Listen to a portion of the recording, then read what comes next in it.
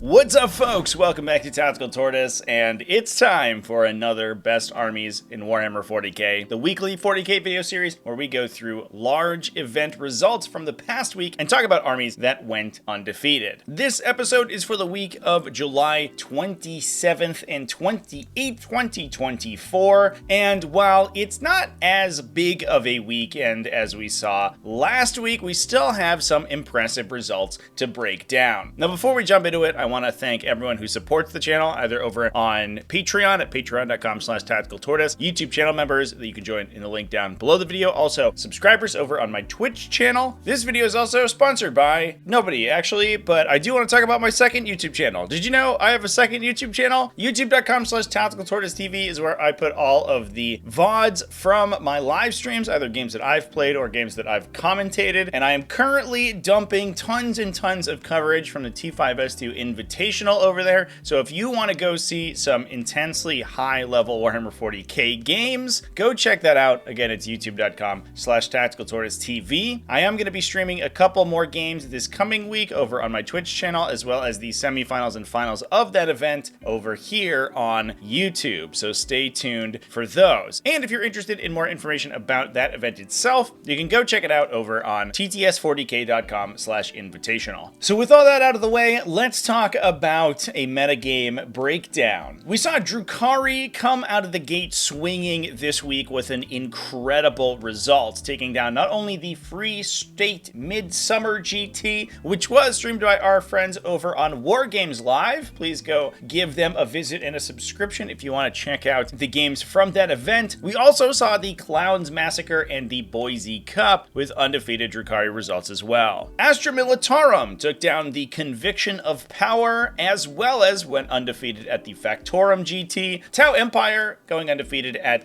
the Protect Ya Neck event. Interesting name on that one. And also going XO-1, so one draw on their record at the Exploding Dice GT. That GT used a differential scoring system, so it was much easier to get those draws in that system, and we actually saw the top two winners tie for that final placement. Grey Knights was the other one that I'm sure I'll mention in a moment here. Adepta Sororitas also had two undefeated results at the Northeast Open as well as the Carolina Open. Blood Angels took down the Factorum GT as well as went undefeated at the Northeast Open. That Northeast Open, a big major level event over in the UK, was also won by Dark Angels, who also went undefeated with a fairly interesting list at the Waterdeep GT. Moving on to other varieties of Space Marines, Blood Angels continued to do well, winning the Protect Ya Neck event. Grey Knights also went undefeated XO-1, as I just mentioned before, at the Exploding Dice GT. Walter Langendorf, with his insane Necron mad science, went undefeated at the Dice Goblins Shotgun Iron Man event. Genestealer Cults coming out from the sewers with an undefeated result at Winter Warfest. Aeldari with an undefeated record at Boise Cup alongside Tyranids as well. Boise Cup being one of the larger events of the weekend, ended up with 3 undefeated players at the end of that one. And with that, we are going to be moving on to talk about some lists. Starting with the front-running faction of the weekend, Drukhari. They are killing it in Pariah Nexus right now with their ability to take multiple units, multiple transports, be incredibly difficult to engage with, and be very effective at scoring. And the power of Sky Splinter Assault is really being leveraged by the Drukhari community to its best effect right now. We're going to move on over to the Free State Midsummer GT, which was won by Cody Giroux. Cody was rocking 2 Archons, one with a Nightmare Shroud, alongside 3 Beastmasters and Lelith Hesperax. These Archons were attached into a combination of Incubi and Cabalite Warriors. There was a Cabalite Warrior squad in the list alongside a Court of the Archon that they could both attach into. Those could be embarked into a Tantalus that was in the list. Pretty cool to see that guy running around with the maximum firepower infantry squad there that can get those hit and wound rerolls from the Archon. Plus, you can use the Sky Splinter Assault stratagem for sustained 2 when you disembark from a transport to get some absolutely insane damage from these things. The Incubi also as a backup melee unit, and with that Nightmare Shroud to make them more difficult to shoot at, is also a huge inclusion. What's interesting is that Lelith Hesperax is not running a Witch squad in this list. We are only taking those Cabalite Warriors in the battle line. So so she's probably going to be running around on her own. We also had 3 individual Chronos. That's been a pretty popular take from Drukhari lists more recently, not only to spread out their pain token regeneration effects, which is a big in Sky Splinter Assault, since unlike real space raids, Sky Splinter Assault does have a little bit of trouble generating those pain tokens. However, the Chronos is also just a good unit to strategic reserve and perform actions. They're difficult to kill and very cheap. Speaking of utility units, we also had 2 units of Mandrakes, as well as a Darklance equipped Scourge unit, plus a little bit of anti-armor tech, a Talos unit with 2 Talos rocking Haywire blasters alongside a Void Raven bomber to add some of that longer ranged aircraft firepower to peek over ruins. Now from there, let's move on to the Conviction of Power that Martin Cooper took down with an Astra Militarum combined regiment. Martin was running God's Ghost as well as Lord Solar Leontis and a platoon command squad, kind of the triumvirate of characters for the faction. Lord Solar Leontis and the platoon command squad could attach together into a unit to give Lord Solar use of their Master Vox and extend his orders pretty far out. And God's Ghosts are in there for an early game infiltrator that can also uppy downy to score secondaries consistently throughout the remainder of the game. We also had a tank commander in this list, and all that was backed up by no less than 40 Catachan jungle fighters to add a ton of midboard presence. We also had 3 units of Bulgrin, just 3 Bulgrin apiece, alongside 2 Chimeras that could either deliver those small Bulgrin squads to the fight or embark the Catachan jungle fighters to give the Chimeras scout. That was alongside a little bit of artillery, a little peck of artillery, 1 Basilisk and an Earthshaker carriage battery to give some anti-melee threat. You're able to slow down 2 enemy units with those Earthshaker shots. All that is protecting a battery of 2 Leman Russ Vanquishers and a Leman Russ battle tank that forms the core of the list. A little bit more artillery than we have been seeing from Astra Militarum thus far, but the core of those super cheap Leman Russ, especially the Vanquishers, which are the cheapest Leman Russ chassis, and have a fairly good offensive output, especially if you can combo together all your orders on them, for only 145 points are an absolute steal. Now, speaking of Leman Russ Vanquishers, let's move over to a very similar army type, because we're going to talk about Tau Empire now. And the Protect Yanek event, Marcus Hinson went undefeated with the faction, taking a Mont Ka detachment, rocking a Cadre Fireblade with coordinated exploitation. That's the enhancement to grant a guided unit sustained 1 if the Fireblades unit guides for them. He's going to be jumping into a breacher team and can act as a little bit of an offensive buff for some of the higher volume attack units in the army. That includes a Star Scythe battlesuit unit, which is equipping a bunch of burst cannons and can attach a Cold Star commander that also has a burst cannon, high output burst cannon, and cyclic ion blaster for a huge volume of shots. It can get both Mont Ka, the lethal hits benefit from that, and the sustained 1 from coordinated exploitation for just an absolute insane number of hits. We also had Commander Shadow Sun in the list to give an aura of reroll 1s, which is going to be huge for the number of vehicles this list is taking, alongside Dark Strider, although we did not have a Pathfinder team for Dark Strider, so he's going to be by himself, which is not unheard of because that guy is projecting a 12-inch anti-deep strike aura, which is huge for protecting your backline from any close deep strikers. Now, speaking of those vehicles, the list is also taking a Devilfish for the Breacher team to jump into, that Star Scythe battlesuit team with burst cannons, and as I mentioned before, a single Ghost Keel battlesuit alongside 3 Riptide battlesuits and a Piranha for some forward operation,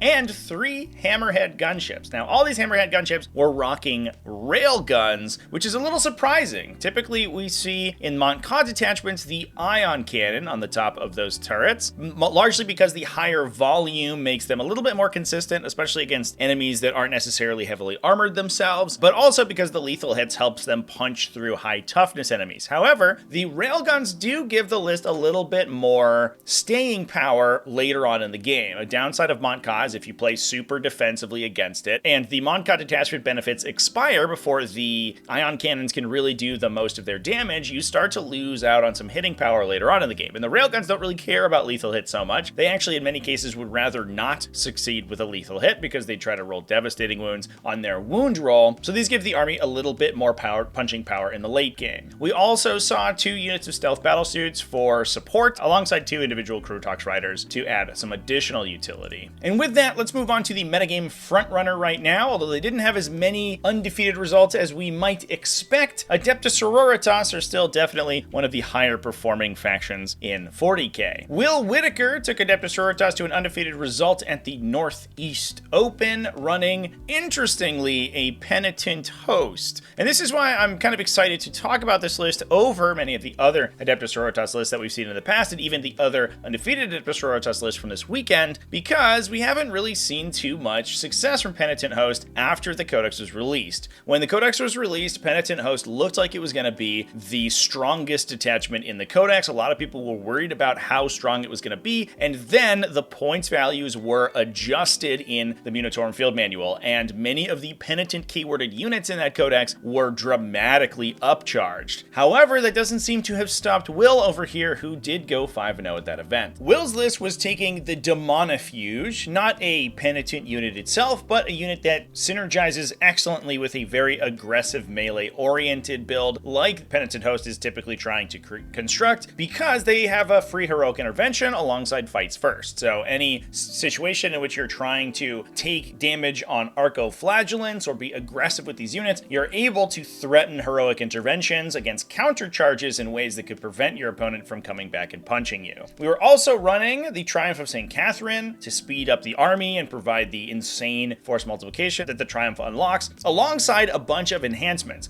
A Dialogus with the Psalm of Righteous Judgment. This allows you to swap a miracle dice to a 6 every time a penitent unit destroys an enemy. Since those penitent units are also generating you miracle dice, you can essentially just automatically generate 6s every time a penitent unit destroys something. That obviously doesn't trigger when your units themselves are destroyed. You have to be the one doing the killing, but alongside the Triumph of St. Catherine giving you automatic 6s each battle round, this means that this detachment has a ridiculous efficiency on its miracle pool, because you're going to be showing so many 6s over the course of the game. We also have a Ministorum Priest with the Refrain of Enduring Faith, granting models in his unit a 5+ invulnerable save that can be attached into an aggressive unit like Arcoflagellants to protect them with both their 5+ Feel No Pain alongside that 5+ invulnerable save to make them insanely difficult to kill. And we had another Ministorum Priest with the Verse of Holy Piety. This allows you to once per game choose one of the detachment benefits that the Penitent Host grants you and apply that to its unit, in addition to other benefits that you've chosen. Now, for those who don't know, the Penitent Host allows you to essentially get combat doctrines. At the start of a battle round, you choose a vow to be active for your army for that battle round. Each of them can only be selected once, but obviously that Verse of Holy Piety allows you to either double dip on one for a single unit or apply 2 at the same time for that unit. These include additional 3 inches of movement, +1 attacks and strength on the charge, and fight on death, all of these applying to only penitent models. Now, in order to support the penitents, we also had 3 castigators. These guys were equipped with a combination of battle cannons and auto cannons. The rationale behind mixing the different turret weapons I explained in my castigator video that I released earlier this week. We also had 2 Dominion squads, each of these equipped with 4 Meltaguns, and those could attach into 2 Immolators, which can also then combo out with the castigators for ignore cover. Castigators can grant +1 AP, and that allows you to stack insane damage from these battle tanks. In order to actually benefit from the Penitent Host abilities, we also had 2 Repentia squads, 1 of 10 and 1 of 5, alongside 3 Arcoflagellant units, 2 units of 10 and 1 unit of 3. So while this army wasn't focusing entirely on Penitent units, it was taking that backbone of incredibly strong Adepta Sororitas shooting that's been carrying the faction since the release of their codex. It's using those Penitent units as a way to take table space and form a front line against enemies trying to mess with those battle tanks doing their work. Not to mention the fact that anytime those Arcoflagellants or Repentia are killing enemy units, you're generating 6s on your miracle pool that you can then plug into your Dominion or Immolator shots, making them more efficient. Now, moving on to another highly performant faction in the meta right now, let's talk about Thousand Sons. We're going to move over to the Factorum GT and discuss Alex Fowler's Thousand Sons army. Alex was running Ahriman on a disc alongside a true trio of Infernal Masters. He's attached his enhancements to each of those Infernal Masters. One has the Arcane Vortex for additional damage, one has the Umberlific Crystal for an uppy downy once per game, and one has the Lord of Forbidden Lore to allow him to duplicate rituals. We then had a Thousand Suns Demon Prince alongside Magnus the Red. The Demon Prince grants an aura of stealth to his nearby units, and the list is also rocking a bunch of Thousand Suns cultists, which can push up the table aggressively. Stealth makes those things not hard to kill, but slightly awkward. Instead of being able to point a single anti-infantry profile at them and basically wipe the entire squad, Stealth can throw a wrench in those works. And alongside the fact that those cultists have a 6+ invulnerable save, a lot of times you'll survive with 1 or 2 remaining to then continue on and score secondaries or movement block, which is a big deal. The list also had 2 Mutilith Vortex Beasts, which the Demon Prince synergizes well with. They all have a very tanky profile, and with the Demon Prince granting them stealth, they can be incredibly difficult to remove. Backing that up, we had 15 Rubric Marines and 3 units of 5 for those Infernal Masters to join into, alongside a unit of 10 Zangors to act as utility, plus the 2 units of Thousand Suns, as I mentioned before, a unit of 3 Zangor Enlightened with Great Bows,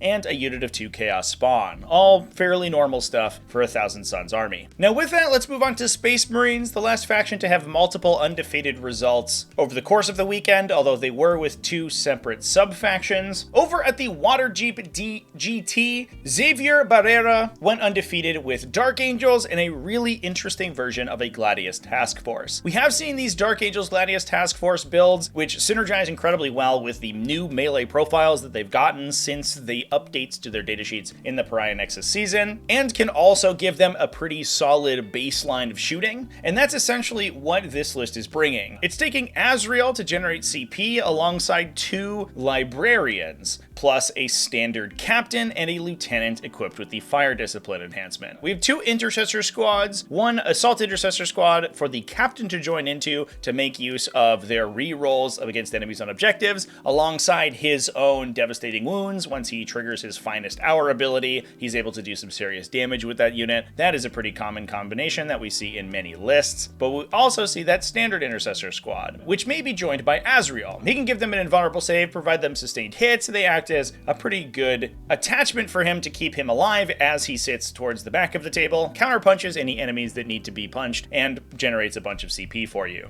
Interestingly, we then had 2 units of Inner Circle companions. The number of Inner Circle companions being taken is slowly increasing as people discover how good this unit is. The one big downside of those guys that we always talk about are their lack of an invulnerable save. They're basically Blade Guard veterans by any other name, but if you can give them an invulnerable save, they simply become better than Blade Guard veterans, and that's where the 2 Librarians come in. The Librarians give them a permanent 4+ invulnerable save as long as they're leading the unit, alongside a 4+ feel no pain against psychic attacks, which can help to alleviate the downsides that the Inner Circle companions have. On top of that, Inner Circle companion units do get +1 to hit against enemy character units, and since the Librarian only has a 3+ weapon skill, although his force weapon isn't too shabby of a melee profile, getting that +1 to hit actually shores up his downsides as well. Plus, the Librarian's also bringing a pretty sick ranged attack with his focused smite. That is a really interesting combination, and the Librarian being one of the cheapest Space Marine characters means that it is not an expensive upgrade to make these Inner Circle companions truly terrifying. We also saw 2 scout squads for utility in that list, 2 units of Deathwing Knights, which I think are a staple in Blood Angels armies at this point, 2 units of Jump Pack Intercessors because they're great, alongside a Hellblaster squad equipped with those Plasma Incinerators. That is for the lieutenant to jump into alongside Fire Discipline to give them that 5+ lethal and sustained hits combo that we've seen since the beginning of the edition. It's been a while since we've seen the Hellblaster variety of this combination, but it is still incredibly effective, especially as the ability to punch through sort of mid-weight enemies is becoming more and more important, with Adepta Sororitas being a big part of the metagame. Adepta Sororitas aren't bringing huge knights or enormous battle tanks to the table that you have to be able to plow insane amounts of damage into. Instead, what you want is the ability to kill Paragon Warsuits, Immolators, and Castigators, defensive profiles that the high AP mid-strength strength and mid damage that these plasma incinerators are bringing is perfect against. Now moving back to the Protect Ya Neck event, Matt Charles went undefeated with a Sons of Sanguinius Blood Angels list, the other half of Space Marines that's commonly played right now. This says Blood Angels, but Matt was actually rocking Flesh Terrors, which is kinda sweet. Now what determines whether a list is Flesh Terrors or Blood Angels? That's the inclusion of the Flesh Terrors Chapter Master, Gabriel Seth. If you include Gabriel Seth, he does have the Blood Angels keyword, and you are able to include other Blood Angels unique units. Things like Ball Predators or Sanguinary Priests are good to go. However, you cannot include any other Blood Angels epic heroes. You have adopted the mantle of the Flesh Terrors, you're an entirely different chapter, so the Sanguinor and Dante are not going to be coming around. Gabriel Seth, however, is a pretty insane profile. He himself is bringing his two-handed chainsword, the Blood Reaver, which comes in at strength 8 AP 2 for a flat 3 damage and sustained hits 1. Obviously, that goes up to 7 attacks at strength 10 when Gabriel charges, thanks to the Sons of Sanguinius detachment ability. He also gains additional attacks for each 5 enemy models within 6 inches of him, so if he's leading the charge and getting right up into your opponent's army, he's probably swinging somewhere between 8 or 9 attacks fairly consistently. He also grants his unit the ability to advance and charge. That is a big downside for Sons of Sanguinius over a detachment like Gladius Task Force, for example, where you can, whenever you need to, pull out Assault Doctrine and grant advance and charge to your slower infantry units. That's not typically necessary because so many of the units in the Blood Angels Index are jump pack units, which have a high base movement characteristic. However, Gabriel Seth forgot his jump pack at home, so he's just going to be ground pounding with the rest of his basic infantry. Now, on top of Gabriel Seth,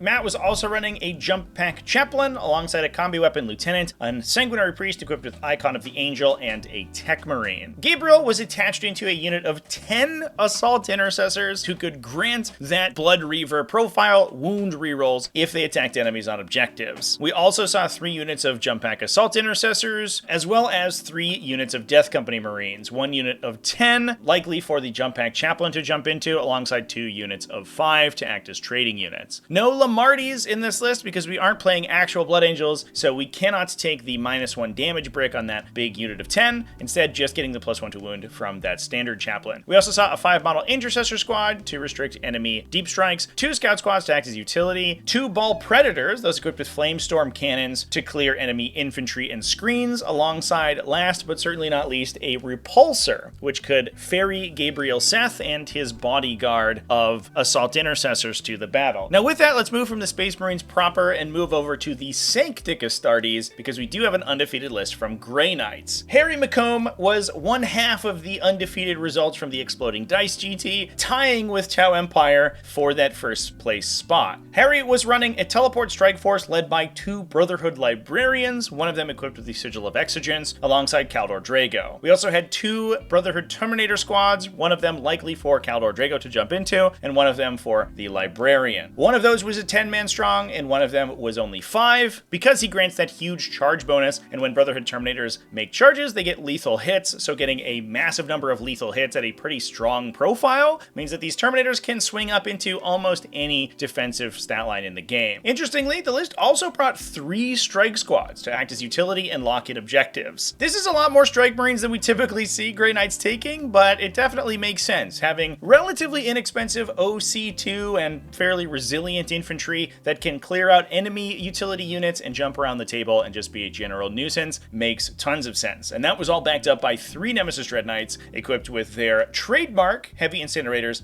heavy psi cannons, and Nemesis Demon Hammers. I in fact have a whole video about Nemesis Dread Knights that I made a couple weeks ago. You can go check that out if you want to learn more about this silly Billy datasheet. Now we are running out of lists to talk about here, and as we get towards the end of the list, we are also similarly running out of sanity because it's time to talk about Walter Langendorf and his insane Necron brews. Walter took down the Dice Goblins Shotgun Iron Man event with an Awakened Dynasty list that is something out of the addled mind of a madman. He was running Illuminor Seraz to buff nearby battle line units, which is good because we have several of those, giving them an Armor of Contempt effect and +1 AP on their attacks, alongside Amotech the Stormlord to generate some CP, super useful in Pariah Nexus when you can use new orders to hopefully get your tactical objective draws to be fairly smooth throughout the entire game. We have a Lich Guard unit for him to potentially join into, but we also have an Overlord in the list that could jump into one of these units as well. That's alongside 3 Skorpek Lords, one of them with the Enagic Dermal Bond for a 4+ Feel No Pain, those all jumping into 3 units of Skorpek Destroyers. Those Skorpek Lords can do pretty insane impact damage when they charge enemies, and alongside the fairly reasonable offensive profile of the Skorpek Destroyers, you construct some pretty aggressively costed melee trading units, and those Skorpek Lords themselves are not the easiest thing in the world to kill. Now that's also backed up by 2 Locust Lords attached to 2 units of 3 Locust Destroyers. The Locust Lords equipped with their Lord's Blade melee profile, which gives them a pretty solid melee attack, and granting that enhanced critical effect to Locust Destroyers. Alongside the Skorpek Destroyers, this gives you tons and tons of units that can clear out light enemies extremely cost effectively and extremely consistently. Units like 5 Battle Sisters, for example, that some armies have difficulty killing, especially at ranged, fairly consistently, these Locust Destroyers can, especially if they're on an objective, rip them off the table fairly quickly. And that forces you to overcommit into these tiny units and then get counterpunched by multiple Skorpek Lords doing insane numbers of mortal wounds. Now the MSU theme continues because the list is also taking 4 units of Immortals. These Immortals could attach with some combination of the 3 Plasmancers, 3 Royal Wardens, and Overlord that were also included in the list. Those Royal Wardens are such an interesting inclusion. For only 40 points, you get the unit the ability to fall back and operate normally. They can shoot and charge just fine, which is incredibly strong on a unit of OC2 infantry that can regenerate itself. On top of that, it's also not a leadership ability, at least as far as I'm seeing here, which means that the Royal Warden can potentially be affected by it themselves. So even if the Immortal squad they're attached to is dead, the Royal Warden still acts normally. He doesn't really have a good melee attack, but his ranged attack is strong, shooting up to 4 Strength 5 AP 1 2 damage lethal attacks that get an enhanced critical effect if he's attached in alongside a Plasmancer. That combined with the Plasmancer's attacks, the Plasmancer's mortal wounds that they inflict, and the Immortal shooting as well, constructs a tiny packet that is a fairly impressive profile. And especially when targeting enemies on objectives, so the Immortals turn on their full power mode, and next to Illuminor Seraz, so they can buff that AP value of all their weapons, these guys can get some really solid damage numbers out. That's all being buffed by a Canoptech Reanimator, which is also a fairly resilient profile that probably doesn't just fall over to a stiff breeze if you need to hold on to an objective. And all told, this constructs a list that, while it gives up like 60 points on assassination, swarms the board with dozens of tiny units, all of which are hypermobile, fairly resilient, and good at inflicting damage. And it's almost impossible to commit attacks into an army like this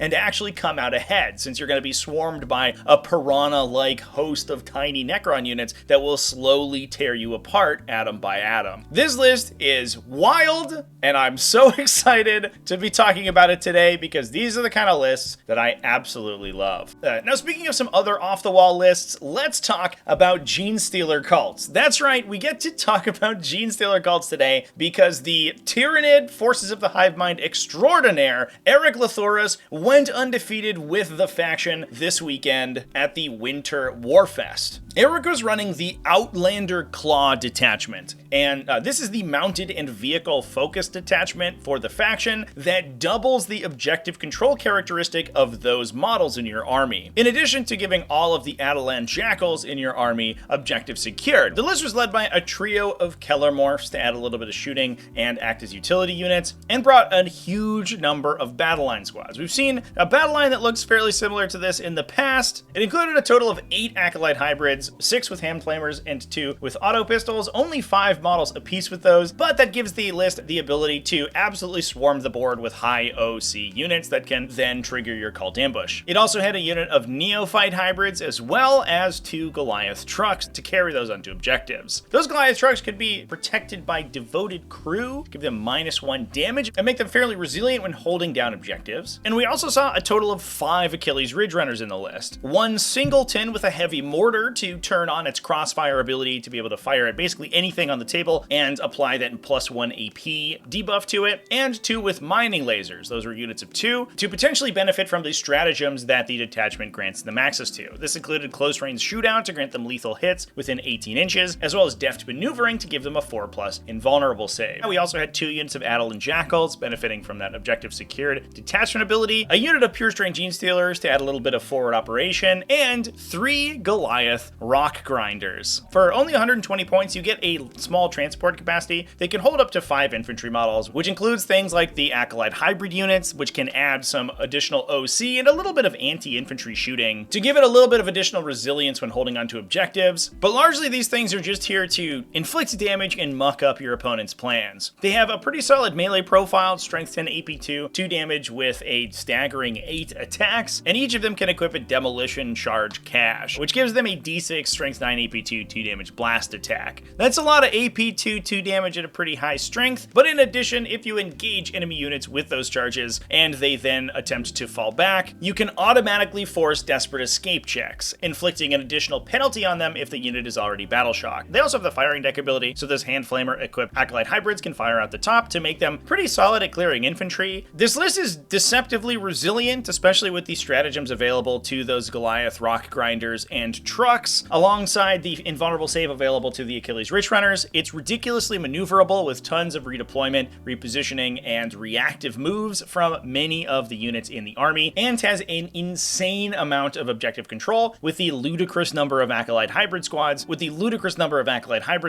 that are swarming around the table. It's also super cool to be able to talk about Genestealer Cults, which is a faction that we have not really covered so much on the channel since their codex released to kind of a lukewarm reception. Now that moves us over to the Boise Cup, where we also saw Aeldari do fairly well. Jeff Elston went undefeated with a 5-0 record with the faction. This is just a standard Craft Worlds list, not running Ynnari or anything like that. Jeff was rocking a Farseer on foot, a Farseer Skyrunner, alongside Karandras and a Spirit Seer with the Weeping Stones. That Spirit Seer was attached into a unit of 10 Wraith Blades. This is a combination that we've been seeing quite often more recently to give the army a huge brick of really resilient infantry that can hold down the center of the table and generate additional fate dice thanks to those Weeping Stones. Speaking of fate dice generation, we also had a unit of Guardian Defenders and a bunch of Aspect Warriors and utility units. That included a Howling Banshee unit, a unit of Shroud Runners, 2 units of 2 Sky Weavers, a unit of Striking Scorpions for Karandras to jump into, alongside a Warp Spider unit, a unit of 3 Wind Riders, and some fire support from a support weapon platform. We also had a Falcon to potentially embark those Howling Banshees and give them the benefit of its enhanced fire support so they can get some additional damage out, alongside a smaller unit of 5 Wraith Blades and a Wraith Lord. Cool to see those Wraith units back in the fray. The Wraith Blades are an interesting choice since they are such an aggressive melee profile. Previously, they were dramatically overshadowed by the Wraith Guard, but it seems like they are now at a point that Eldar players are comfortable taking them and focusing on those melee-oriented units rather than simply relying on those insanely powerful Wraith cannons to do their devastating damage. Now last, and I don't know, maybe least, let's also talk about some Tyranids. The final undefeated list from the Boise Cup was 4-0-1, so 1 draw on their record, although this event did not use differential scoring, so that was a natural draw, which is much tougher to achieve. Jacob Gold took a Crusher Stampede Tyranid list to that undefeated record, and you know that if it's a weird Tyranid list, I'm for sure going to talk about it. This list was rocking Death Leaper, a Foot Hive Tyrant alongside a Neuro Tyrant, no enhancements on any of those characters. Unfortunately, the Crusher Stampede enhancements, not that good, but it does save some points. We saw 2 units of Gargoyles in the battle line to disrupt enemy movement and act as move blockers, 2 Haru Spexes because they're incredibly efficient melee units and very strong with the Crusher Stampede benefits, alongside 2 Exocrines to add some backline shooting, a Maleceptor to gum up the middle of the table, alongside a Norn Emissary, a Lictor as well as a Neuro Lictor to act as forward operators, and some utility, a single Pyrovore to clear out cover from enemy units, and and a Tyrannofex, a unit of Raveners for their downy uppy effect, and a Tyrannofex with a Rupture Cannon to duel with enemy anti-tank units. The Tyrannofex is an important inclusion, I think, here. One of the big downsides of Crusher Stampede is that it doesn't really have any defensive measures against long-range enemy shooting. It just kind of has to take the hit on the chin and hope for the best. And adding in attacks like those big, powerful Rupture Cannons can give you the opportunity to fire back at enemy long-range shooting that's trying to take out your monsters as they're moving up the table. The other benefit there is that the Tyrannofex is incredibly difficult to one round, thanks to its ability to damage blank once per game, which means that oftentimes it's benefiting from the detachments +1 to hit and potentially +1 to wound as well, which is hugely important for converting those Rupture Cannon attacks, especially alongside an Exocrine. In order to give it reroll ones to hit, it can oftentimes be hitting on 2s, rerolling 1s, and wounding most of the game on 2s or 3s with those huge d6 +6 damage anti-tank shots. And with that, that is all the best armies in Warhammer 40k I have to talk about today. While it wasn't as big of a weekend as we have seen in the past, it was one of the most interesting weekends in terms of the uniqueness of the lists that went undefeated. Thanks everyone for watching all the way to the end of the video. Let me know down in the comments section which of these lists are your favorite. Remember to keep it classy, folks, and have happy wargaming.